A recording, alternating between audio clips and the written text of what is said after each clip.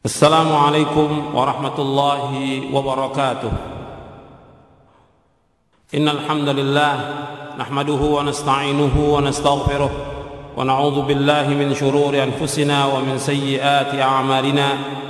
May yahdihillahu fala mudilla lahu wa may yudlil fala hadiya lahu. Asyhadu an la ilaha illallah wahdahu la syarika lahu wa asyhadu anna Muhammadan 'abduhu wa rasuluh. يا أيها الذين آمنوا اتقوا الله حق تقاته ولا تموتن إلا وأنتم مسلمون. يا أيها الناس اتقوا ربكم الذي خلقكم من نفس واحدة وخلق منها زوجها وبث منهما رجالا كثيرا ونساء واتقوا الله الذي تساءلون به والأرحام إن الله كان عليكم رقيبا. يا أيها الذين آمنوا اتقوا الله وقولوا قولا سديدا يصلح لكم أعمالكم ويغفر لكم ذنوبكم ومن يطع الله ورسوله فقد فاز فوزا عظيما. أما بعد فإن أصدق الحديث كتاب الله وخير الهدي هدي محمد صلى الله عليه وعلى آله وسلم وشر الأمور محدثاتها وكل محدثة بدعة وكل بدعة ضلالة وكل ضلالة في النار. Ma'asyiral muslimin rahimakumullah. Alhamdulillah, kita bersyukur kepada Allah Subhanahu wa taala atas segala nikmat yang Allah karuniakan kepada kita, dan kita bersyukur kepada Allah Subhanahu wa taala atas nikmat sehat, nikmat iman, nikmat Islam, dan nikmat kita diberikan hidayah, taufik di atas sunnah Nabi sallallahu alaihi wasallam. Pada hari ini, ma'asyiral muslimin, hari Kamis tanggal 7 Safar 1426 Hijriah atau tanggal 17 Maret 2005, saya akan menyampaikan yang berkaitan tentang masalah ruqyah, yang mudah-mudahan apa yang saya sampaikan bermanfaat untuk saya dan untuk kaum muslimin. Karena kalau kita lihat sekarang ini, banyaknya perbuatan dosa dan maksiat yang dilakukan oleh kaum muslimin, dan banyak juga penyakit-penyakit yang mengenai mereka dan juga musibah yang mengenai mereka. Apakah itu kemasukan jin, sihir, dan penyakit-penyakit yang lain yang harus diobati dengan Al-Quran dan sunnah Nabi yang sahih.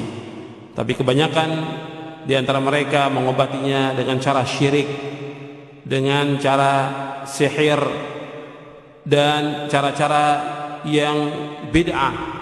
Karena itu dalam kesempatan ini saya akan jelaskan tentang pentingnya penyembuhan dengan Al-Quran dan Sunnah, dengan ruqyah Nabi yang sahih. Tidak diragukan lagi bahwa penyembuhan dengan Al-Quran dan dengan apa-apa yang ditegaskan dari Nabi SAW berupa ruqyah merupakan penyembuhan yang bermanfaat sekaligus penawar yang sempurna. Allah berfirman dalam surah Fussilat ayat 44, "Qul huwa lilladzina amanu hudaw wa shifaa." Katakanlah, Al-Quran itu adalah petunjuk dan penawar bagi orang-orang yang beriman. Allah berfirman dalam surah Al-Isra ayat 82, "Wa nunazzilu minal Qur'ani ma huwa shifaa'un wa rahmatul lil mu'minin."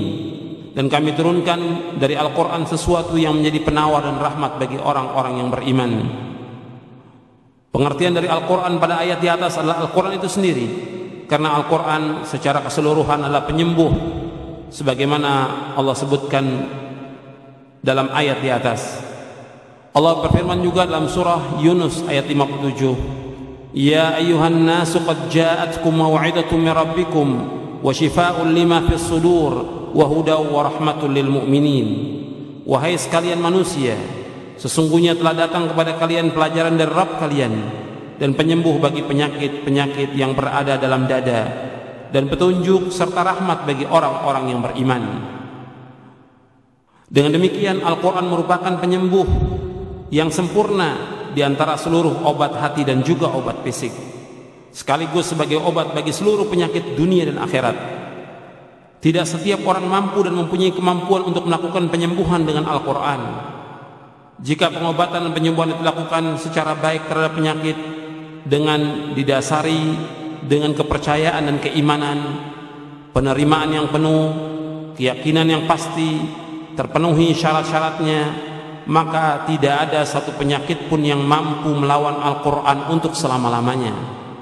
Bagaimana mungkin penyakit-penyakit itu akan menentang dan melawan firman-firman Allah, Rabb bumi dan langit, yang jika firman-firman itu turun ke gunung, maka ia akan memporak-porandakan gunung-gunung tersebut, atau jika turun ke bumi, niscaya ia akan membelahnya.